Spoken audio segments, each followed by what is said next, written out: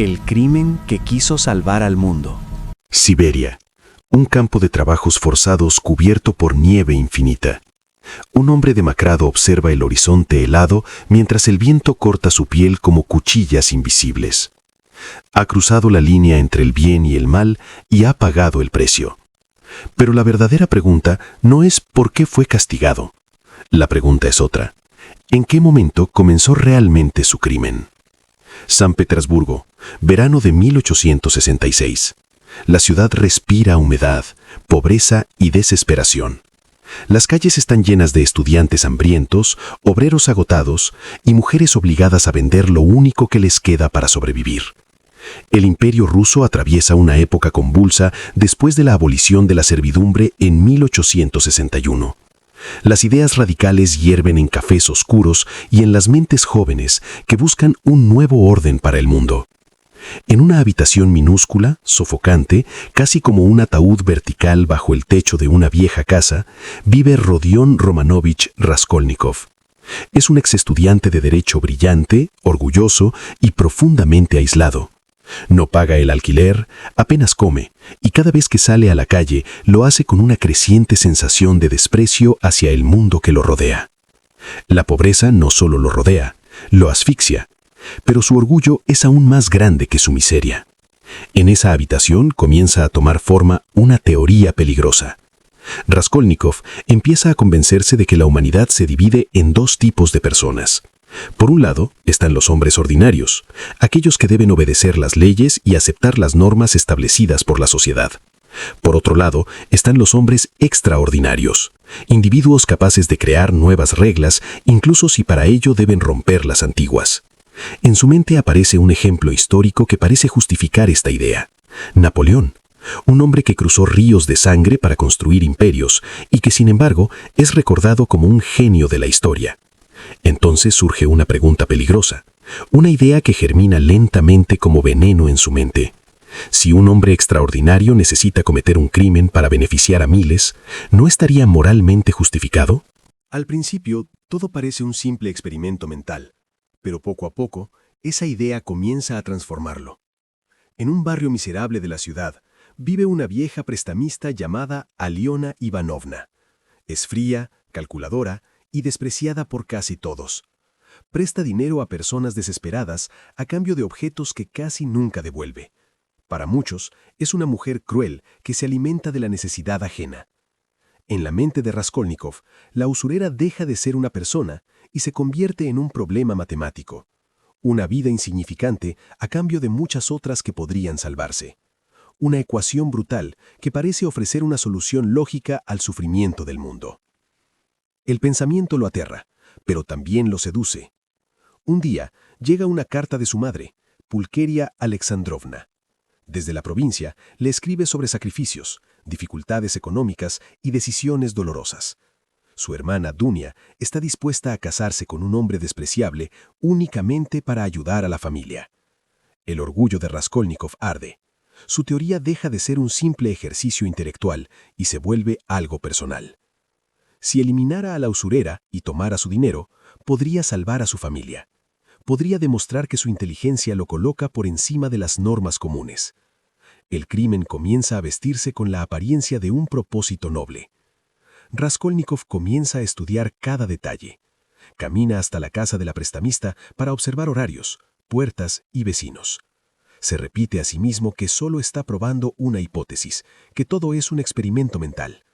Pero en el fondo, sabe que la decisión ya ha comenzado a tomar forma. El crimen todavía no ha ocurrido en el mundo exterior, pero dentro de su mente, la línea ya ha sido cruzada. Años después, en una celda perdida en Siberia, el recuerdo vuelve como un martillo golpeando la conciencia. No fue solo un asesinato, fueron dos. Pero lo que realmente lo condenó no fue la sangre derramada en el suelo de un pequeño apartamento de San Petersburgo, sino la grieta que aquel acto abrió en su propia mente. La pregunta que lo perseguirá durante años es simple y devastadora. ¿Cómo puede un hombre que se cree extraordinario perder el control en el primer golpe? San Petersburgo, verano sofocante de 1866. El aire parece pesado, cargado de humedad y tensión. La ciudad continúa su rutina cotidiana sin sospechar que, en una habitación inclinada bajo el techo de una vieja casa, un joven estudiante se prepara para cruzar una frontera moral que no tiene regreso. Rodion Romanovich Raskolnikov ajusta su abrigo. Dentro oculta un hacha envuelta cuidadosamente en tela. No hay música heroica ni gestos dramáticos, solo el sonido seco de sus pasos descendiendo por la escalera del edificio. Cada escalón parece empujarlo más profundamente hacia un destino que ya ha decidido, aunque aún intente convencerse de lo contrario. Camina por las calles empedradas con aparente normalidad. Se repite que todo es lógico, que el mundo necesita hombres capaces de romper reglas para crear un nuevo orden. Recuerda su teoría sobre los hombres extraordinarios, aquellos que tienen derecho a transgredir la ley si su propósito es superior. Sin embargo, una duda invisible comienza a perseguirlo. Si realmente fuera extraordinario, ¿por qué siente tanto miedo? El edificio donde vive la usurera aparece finalmente frente a él, estrecho, gris, silencioso. Raskolnikov sube las escaleras con el corazón golpeando violentamente en su pecho. Cuando la puerta se abre, Aliona Ivanovna lo reconoce y lo deja entrar sin sospechar nada. Durante un instante, el tiempo parece detenerse. Raskolnikov siente que su cuerpo se mueve por sí solo. Saca el hacha. El primer golpe cae rápido, brutal, torpe. No hay gloria en el acto, solo un sonido seco y aterrador. El cuerpo de la mujer cae al suelo mientras la sangre comienza a manchar la habitación. El joven que soñaba con probar su grandeza no siente triunfo, siente caos. El plan contemplaba una sola víctima, pero el destino introduce una variable inesperada. La puerta se abre de nuevo. Lisabeta, la hermana de la usurera, entra sin saber lo que ha ocurrido. Es una mujer alta, frágil, casi tímida, conocida en el barrio por su carácter dócil y su incapacidad para defenderse. Raskolnikov queda paralizado. Ella no estaba en el plan, no formaba parte de la ecuación moral que había construido en su mente, pero el miedo lo domina, el pánico sustituye a la teoría. El hacha vuelve a caer. En ese instante todo cambia. La teoría del hombre extraordinario se derrumba en silencio. Ya no es un experimento filosófico ni un acto de supuesta justicia, es simplemente violencia. Dos cuerpos quedan en el suelo. Raskolnikov comienza a registrar la habitación con manos temblorosas. Abre cajones, busca dinero, toma objetos sin valor real. El supuesto acto trascendental que debía cambiar su destino se convierte en un robo torpe y desesperado. De pronto escucha pasos en el pasillo, voces, puertas que se abren y se cierran. El corazón golpea como un tambor de guerra dentro de su pecho. Se esconde, contiene la respiración y logra escapar casi por accidente. No por genialidad, ni por superioridad, sino por una serie de coincidencias absurdas. Cuando finalmente regresa a su habitación, cae sobre la cama sin siquiera quitarse el abrigo. El hacha ya no está en sus manos, pero la sensación permanece. La sangre invisible comienza a expandirse dentro de su conciencia. No siente victoria, siente fiebre. Durante los días siguientes, su mente se hunde en un estado de delirio. Sueña con risas extrañas, con golpes que se repiten una y otra vez, con sangre que no desaparece. Mientras la ciudad continúa su vida cotidiana bajo el reinado de Alejandro II, en la mente de Raskolnikov comienza una fragmentación profunda. Su apellido parece anunciar su destino. La palabra rusa Raskol significa ruptura, cisma, y ahora su mente está dividida. Entre la culpa y el orgullo, entre el miedo y la arrogancia, entre el hombre que era antes y el hombre que acaba de nacer. El crimen físico ha terminado, pero el castigo psicológico apenas comienza. Años después, en la inmensidad blanca de Siberia, Raskolnikov comprenderá algo devastador. El crimen perfecto no existe, porque siempre hay un testigo, y en su caso, ese testigo no fue un vecino ni un transeúnte casual. Fue una mente capaz de observar lo que nadie más podía ver. San Petersburgo, 1866. La noticia de dos mujeres asesinadas brutalmente en un pequeño apartamento comienza a recorrer la ciudad. En mercados, tabernas y oficinas policiales, la gente murmura con inquietud. La violencia del crimen ha sacudido incluso a una ciudad acostumbrada a la miseria y al sufrimiento. En una oficina de la policía judicial, un hombre de aspecto tranquilo escucha atentamente los detalles del caso. Su nombre es Porfirio Petrovich. No parece el típico investigador severo. Su rostro transmite cierta amabilidad, incluso un aire despreocupado. Pero detrás de esa apariencia hay una mente extraordinariamente aguda. Porfirio revisa testimonios, horarios, visitas registradas. Descubre que un joven estudiante llamado Rodion Raskolnikov había acudido recientemente al apartamento de la usurera para empeñar algunos objetos. No es una prueba, ni siquiera una acusación. Es apenas un dato. Pero su intuición comienza a trabajar. En la Rusia que intenta modernizar su sistema judicial tras las reformas legales de 1864, algunos investigadores empiezan a comprender que el crimen no se resuelve solo con pruebas materiales. también puede entenderse a través de la mente del criminal. Porfirio comienza a estudiar a Raskolnikov sin confrontarlo directamente. Mientras tanto, el joven estudiante continúa luchando con su propia conciencia. La fiebre y el agotamiento lo mantienen en un estado de constante tensión. Cada conversación parece una amenaza. Cada mirada en la calle parece esconder una sospecha. Un día, recibe una invitación informal para visitar la oficina del investigador. No es un arresto, no hay acusaciones formales, solo una conversación. Raskolnikov intenta convencerse de que todo es casual, pero al entrar en la oficina siente que el ambiente cambia. Porfirio lo observa con la calma de un ajedrecista que analiza cuidadosamente cada movimiento del oponente. La conversación comienza de manera aparentemente inocente. Hablan de temas generales, de la ciudad, de estudiantes, de ideas filosóficas. Pero de pronto Porfirio menciona algo inesperado. Un artículo escrito por Raskolnikov meses antes. En ese ensayo, el joven había expuesto su teoría sobre los hombres extraordinarios, personas que, según él, podían tener el derecho moral de romper las leyes si su objetivo era superior al de la sociedad común. Raskolnikov siente que la sangre se le hela en las venas. Aquella teoría que había escrito como reflexión intelectual ahora suena peligrosamente cercana a una confesión. Porfirio no lo acusa directamente, solo pregunta con aparente curiosidad si realmente existen individuos capaces de cometer actos terribles en nombre de un bien mayor. Raskolnikov intenta mantener la calma, pero su orgullo intelectual lo traiciona. Comienza a defender su teoría con intensidad. Habla de grandes líderes históricos que cambiaron el mundo a través de la violencia.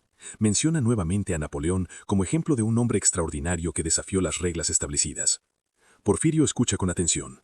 No necesita interrumpir, no necesita confrontarlo. En silencio comprende algo fundamental. La mayor debilidad de Raskolnikov no es el miedo a ser descubierto, sino su necesidad desesperada por sentirse superior. Cuando la conversación termina, Raskolnikov abandona la oficina con la sensación de haber sido diseccionado psicológicamente. Cada palabra que dijo comienza a parecerle peligrosa. Cada gesto que hizo le parece ahora sospechoso. En las calles, cree ver señales en todas partes. Conversaciones ajenas parecen referirse a él. Miradas casuales parecen esconder acusaciones silenciosas. La ciudad se convierte en un laberinto mental. Mientras tanto, ocurre algo inesperado. Un hombre llamado Nikolai, un pintor que había estado trabajando en el edificio donde ocurrió el crimen, se presenta ante la policía y confiesa ser el asesino. La noticia se extiende rápidamente por la ciudad. Muchos creen que el caso está resuelto. Pero Porfirio Petrovich no está convencido. Sabe que las confesiones falsas no son raras. En una sociedad marcada por la presión religiosa y el peso de la culpa moral, algunas personas se atribuyen crímenes que no cometieron. Raskolnikov escucha la noticia. Debería sentirse liberado, debería sentir que el peligro ha desaparecido. Pero ocurre lo contrario. Si un inocente paga por su crimen, entonces toda su teoría moral se derrumba por completo. El peso psicológico se vuelve todavía más insoportable. Mientras la ciudad vuelve lentamente a su rutina, Porfirio continúa observando en silencio. No tiene pruebas, pero tiene paciencia. Sabe que el verdadero proceso no se desarrollará en un tribunal. Se desarrollará dentro de la mente del culpable. Y tarde o temprano, esa mente se quebrará. En Siberia, años después, Raskolnikov comprenderá algo que jamás imaginó cuando levantó aquella hacha en San Petersburgo. El verdadero castigo no comenzó en el tribunal ni en el campo de trabajos forzados. Comenzó mucho antes, en el momento exacto en que su propia mente dejó de obedecerle. San Petersburgo continúa su vida bajo el cielo gris del Imperio ruso. Carruajes recorren calles húmedas, vendedores gritan en los mercados y estudiantes discuten sobre política y filosofía en cafés oscuros. Pero para Raskolnikov, la ciudad se ha convertido en un espacio extraño, casi irreal. Después del crimen, su cuerpo comienza a rendirse, la fiebre lo consume. Pasa días enteros en su pequeña habitación, delirando entre sueños confusos y pensamientos fragmentados. A veces cree escuchar pasos en el pasillo, como si la policía estuviera a punto de irrumpir en cualquier momento. Durante esos días, aparece una figura inesperada que rompe su aislamiento, Dmitri Razumijin. Es un antiguo compañero de estudios, un hombre enérgico, optimista y sorprendentemente leal. Mientras Raskolnikov se hunde en su tormenta interior, Razumijin se convierte en una presencia constante que intenta ayudarlo. Razumijin representa casi todo lo contrario a Raskolnikov. Donde uno ve desprecio por la humanidad, el otro ve posibilidades. Donde uno se encierra en teorías abstractas, el otro confía en la acción práctica y en la amistad. Sin saberlo, Razumijin se convierte en un ancla que impide que Raskolnikov desaparezca completamente dentro de su propio laberinto mental. Pero la presión psicológica no disminuye. Al contrario, cada noticia sobre la investigación del asesinato alimenta su paranoia. Escucha rumores en las calles, comentarios en las tabernas y discusiones sobre el crimen que ya se ha vuelto famoso en la ciudad. La confesión del pintor Nikolai parece haber calmado a muchos. Sin embargo, la duda persiste. En medio de esta tensión aparece otra figura clave en la vida de Raskolnikov, Sonia Marmeladova. Sonia es hija de un funcionario alcohólico arruinado por la pobreza. Para sostener a su familia, ha tenido que tomar una decisión que la sociedad considera vergonzosa. Vende su cuerpo para alimentar a quienes dependen de ella. Pero detrás de esa vida marcada por el sacrificio, existe algo que Raskolnikov no logra comprender: una fe inquebrantable. Sonia cree en la redención, incluso cuando todo parece perdido. Cuando Raskolnikov la conoce, queda desconcertado. Ella vive en una pobreza extrema, sufre humillaciones constantes y aún así conserva una compasión profunda hacia los demás. Su existencia contradice completamente la teoría de los hombres extraordinarios. Según la lógica de Raskolnikov, el mundo solo puede cambiar a través de individuos fuertes que rompen las reglas. Pero Sonia demuestra que la verdadera fuerza puede manifestarse en el sacrificio silencioso. La relación entre ambos comienza de manera extraña, casi incomprensible. Raskolnikov siente una atracción psicológica hacia Sonia, como si su pureza moral fuera capaz de ver a través de su culpa. Ella no conoce aún su secreto, pero parece percibir su sufrimiento. Mientras tanto, Porfirio Petrovich continúa su juego psicológico. No apresura el proceso, no acusa, no amenaza, simplemente deja que la presión interior de Raskolnikov crezca poco a poco. Cada encuentro entre ellos se convierte en un duelo silencioso. Porfirio sabe que el joven estudiante vive atrapado entre dos fuerzas opuestas. Por un lado está su orgullo intelectual, que todavía intenta justificar el crimen como un experimento moral. Por otro lado está la culpa humana que comienza a devorar su conciencia. La grieta en su mente se ensancha cada día, ya no puede dormir con tranquilidad, ya no puede caminar por la ciudad sin sentir que el mundo entero observa sus pasos. Incluso sus propios pensamientos comienzan a volverse enemigos. En un momento de desesperación, Raskolnikov comprende algo aterrador. El crimen que imaginó como una prueba de superioridad no lo ha convertido en un hombre extraordinario. Lo ha convertido en un hombre dividido. Entre la arrogancia y el remordimiento. Entre la razón y el delirio. Entre la libertad que creyó ganar. Y la prisión invisible que acaba de crear. Y esa prisión no tiene paredes. Existe únicamente dentro de su mente. Años después, en la soledad de Siberia, Raskolnikov entenderá que el mayor error de su vida no fue solamente levantar el hacha. Fue creer que un crimen podía resolverse como una ecuación matemática.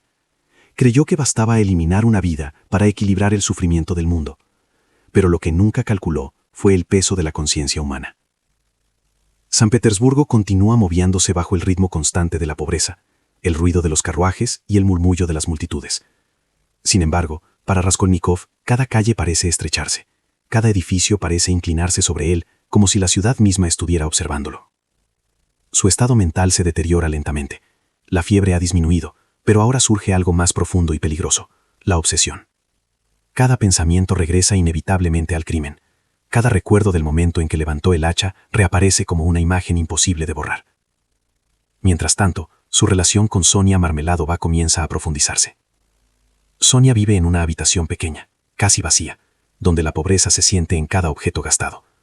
Pero hay algo en ese lugar que Raskolnikov no encuentra en ningún otro sitio: una calma silenciosa. Ella no le exige explicaciones, ni intenta juzgarlo. Simplemente escucha. Raskolnikov comienza a visitarla cada vez con mayor frecuencia. Al principio sus conversaciones giran en torno a temas simples, a las dificultades de la vida diaria, al sufrimiento de las personas que ambos conocen. Pero poco a poco el tono de esos encuentros cambia. La presencia de Sonia parece obligarlo a enfrentarse a sí mismo. Una noche, en medio de un silencio pesado, Raskolnikov le pide que lea un pasaje del Evangelio. Es la historia de la resurrección de Lázaro, un hombre que vuelve a la vida después de haber estado muerto durante días. Sonia lee lentamente, con una voz tranquila que llena la pequeña habitación. Para ella, la historia es una expresión de fe y esperanza. Para Raskolnikov, en cambio, esas palabras adquieren un significado inquietante. Escucha la historia como si fuera una metáfora dirigida directamente a él, como si su propia alma estuviera enterrada bajo capas de orgullo, culpa y desesperación. Pero aún no está listo para aceptar esa posibilidad. Mientras tanto, la presión externa continúa aumentando.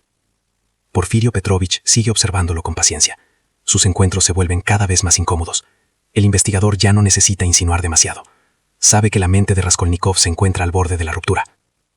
La estrategia es simple y brillante: no arrestarlo, no acusarlo, esperar. Porque cuando un hombre carga con un secreto insoportable, tarde o temprano comienza a buscar una salida. Mientras tanto, el mundo alrededor de Raskolnikov sigue mostrando ejemplos de sufrimiento humano que desafían su antigua teoría. Ve a trabajadores agotados, familias arruinadas por la pobreza y personas que soportan humillaciones diarias sin recurrir a la violencia.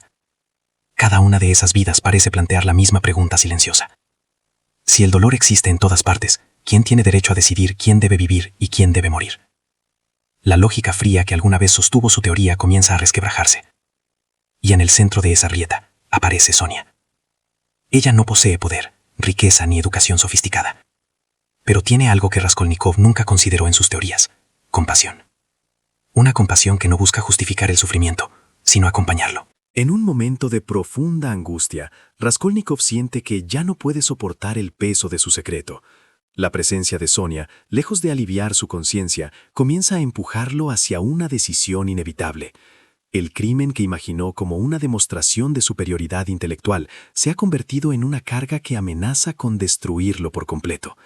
Por primera vez desde aquella noche sangrienta, una idea diferente comienza a formarse en su mente.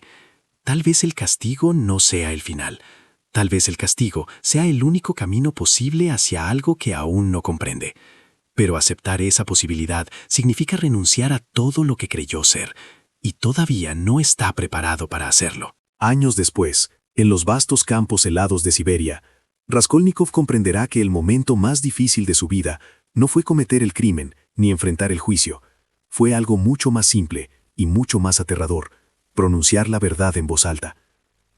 San Petersburgo sigue siendo una ciudad de contrastes. Palacios imperiales se levantan a pocas calles de barrios donde la pobreza domina cada rincón.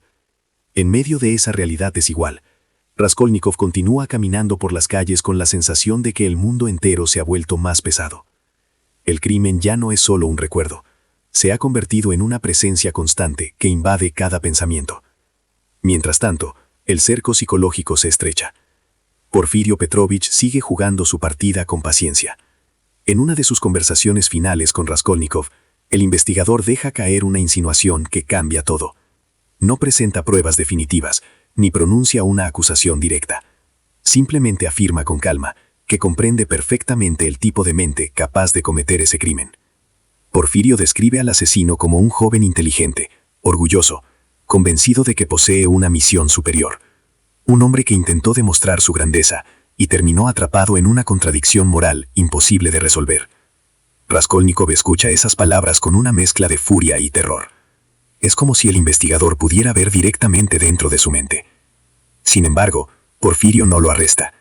En lugar de eso, le ofrece una posibilidad inesperada: confesar voluntariamente. Según él, admitir el crimen podría ser el primer paso hacia una forma de redención. Raskolnikov abandona la oficina con la sensación de que el suelo se mueve bajo sus pies. Durante días vaga por la ciudad sin rumbo claro. Sus pensamientos chocan unos contra otros como olas en medio de una tormenta. Una parte de su mente todavía intenta aferrarse a su antigua teoría. Intenta convencerse de que el crimen fue un experimento fallido, pero intelectualmente válido. Pero otra parte de su conciencia ya no acepta ese argumento. En medio de esa lucha interna, regresa a la pequeña habitación de Sonia. El ambiente es silencioso, apenas hay muebles. La pobreza sigue presente en cada rincón. Sin embargo, la presencia de Sonia transforma ese lugar en algo diferente. Cuando Raskolnikov la mira, siente que ya no puede ocultar nada. Durante mucho tiempo guarda silencio. Las palabras parecen imposibles de pronunciar. Finalmente, con una voz quebrada, confiesa lo que ha hecho. No intenta justificarse, no intenta defender su teoría. Simplemente revela la verdad. Él fue quien mató a la usurera y a su hermana. El momento no tiene dramatismo teatral. No hay gritos ni reacciones exageradas. Sonia escucha en silencio, con una expresión de dolor profundo, pero no se aleja. En lugar de eso, ocurre algo que Raskolnikov jamás habría esperado. Sonia lo abraza. Para ella la confesión no es solo la revelación de un crimen, es el inicio de un camino. Le dice que debe aceptar su culpa públicamente, que debe ir a la plaza y arrodillarse ante la gente, reconociendo lo que ha hecho, no como un gesto de humillación, sino como el primer paso hacia una transformación moral. Raskolnikov escucha esas palabras con incredulidad. Durante tanto tiempo creyó que la fuerza consistía en desafiar las leyes y demostrar superioridad sobre los demás. Ahora Sonia le propone algo completamente diferente. La verdadera fuerza, según ella, consiste en aceptar la verdad y enfrentar las consecuencias. Esa idea sacude todo lo que Raskolnikov había creído sobre el mundo. Por primera vez comienza a comprender que su teoría sobre los hombres extraordinarios no era una señal de grandeza, sino una forma de aislamiento. Creyó que podía situarse por encima de la humanidad, pero lo único que logró fue separarse de ella. Ahora se encuentra frente a una decisión imposible: seguir ocultando la verdad y continuar viviendo como un fugitivo dentro de su propia mente, o aceptar el castigo y enfrentarse al mundo con su culpa. La noche cae lentamente sobre San Petersburgo. En algún lugar de la ciudad, un hombre comienza a entender que el camino hacia su destino final está a punto de comenzar. Años después, en Siberia, Raskolnikov recordará que el verdadero juicio no ocurrió en un tribunal lleno de jueces y testigos. Ese juicio comenzó mucho antes, en silencio, dentro de su propia conciencia. San Petersburgo sigue latiendo con su mezcla de grandeza imperial y pobreza desesperada. La vida continúa para todos. Los mercados abren cada mañana, los carruajes recorren las avenidas y los trabajadores vuelven a sus labores. Pero para Raskolnikov, el mundo parece haberse detenido en el momento de su confesión. Después de revelar la verdad a Sonia, algo cambia en su interior. Durante semanas había vivido atrapado entre el orgullo y el remordimiento, entre la idea de ser un hombre extraordinario y la evidencia de su fracaso moral. Ahora, esa lucha comienza a tomar una forma más clara. Raskolnikov comprende que el crimen ya no puede esconderse detrás de teorías filosóficas.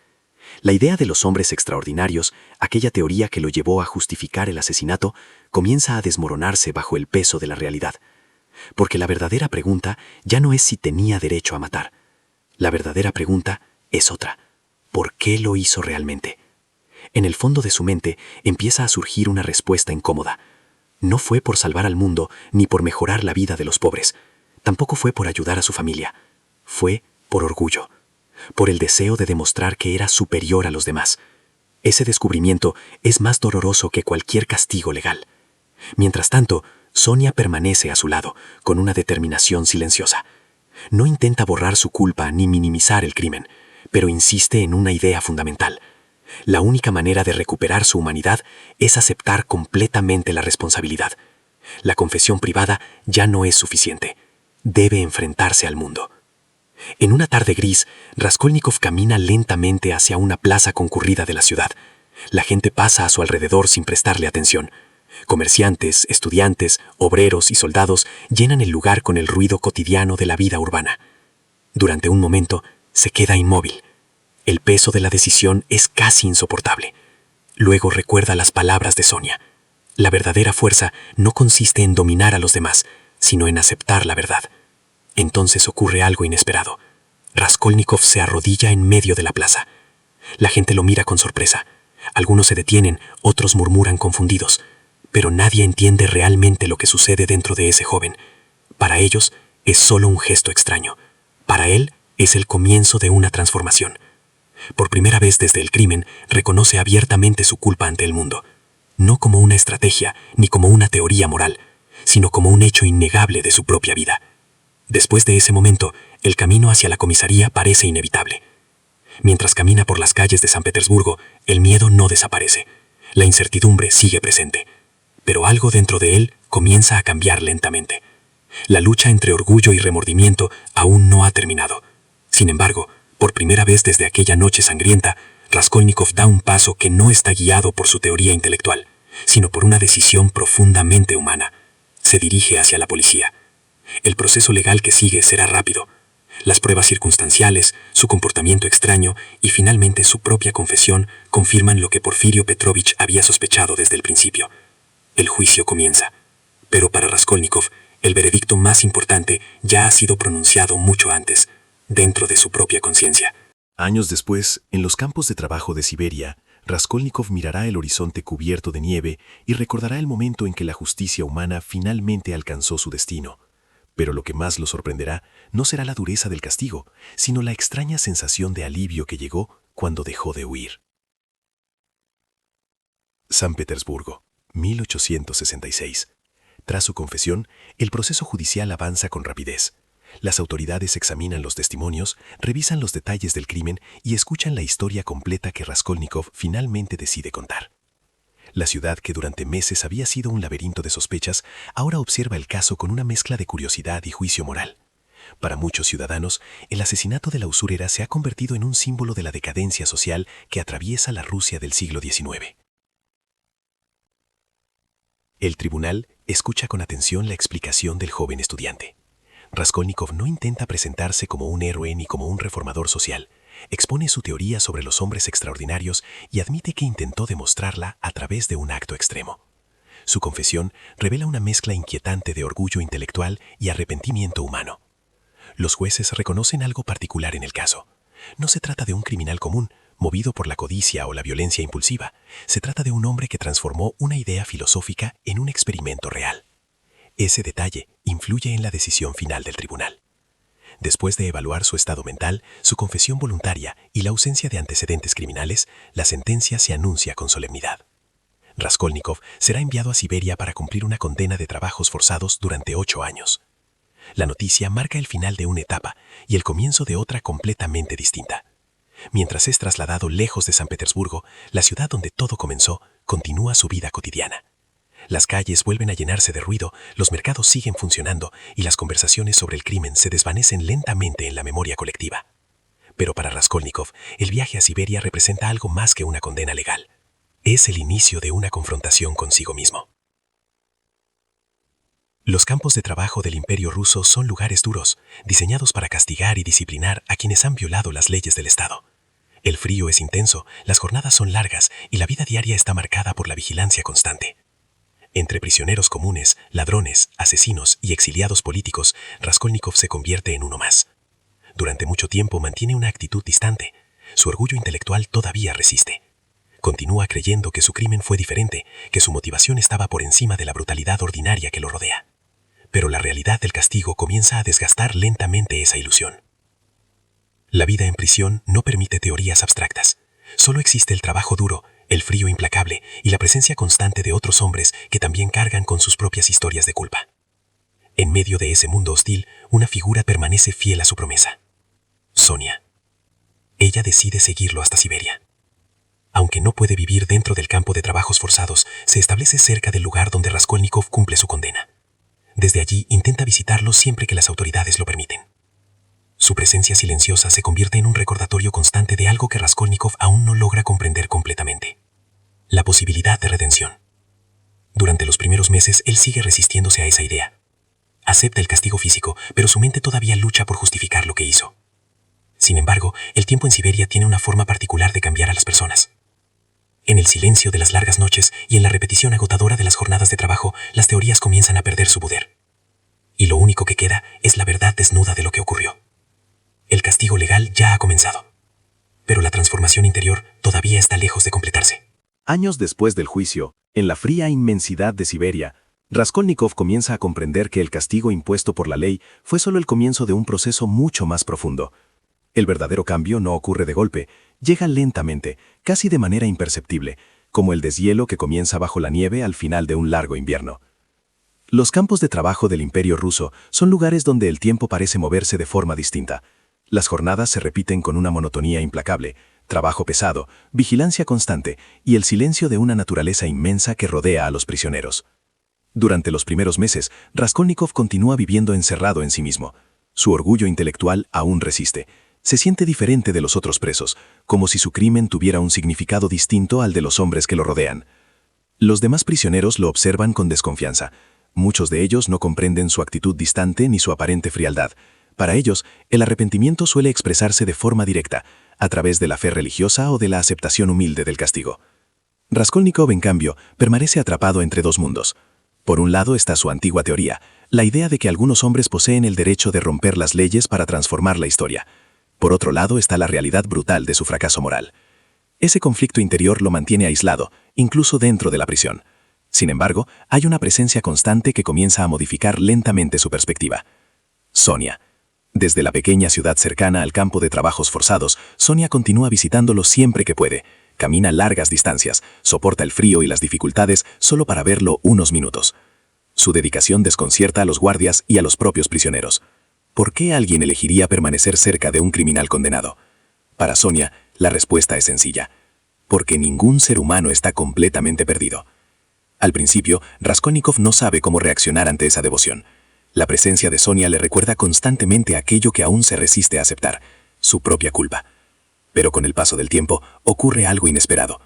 Los otros prisioneros comienzan a notar la presencia de Sonia. La ven llegar con su mirada tranquila y su actitud humilde. Poco a poco la respetan, incluso la protegen de los peligros del lugar. Para ellos, Sonia representa algo raro en un mundo marcado por la violencia y la desesperación. Representa compasión. Ese respeto colectivo produce un efecto extraño en Raskolnikov. Por primera vez, observa cómo los hombres que antes despreciaba muestran una humanidad que él nunca consideró en sus teorías. Comienza a comprender algo incómodo.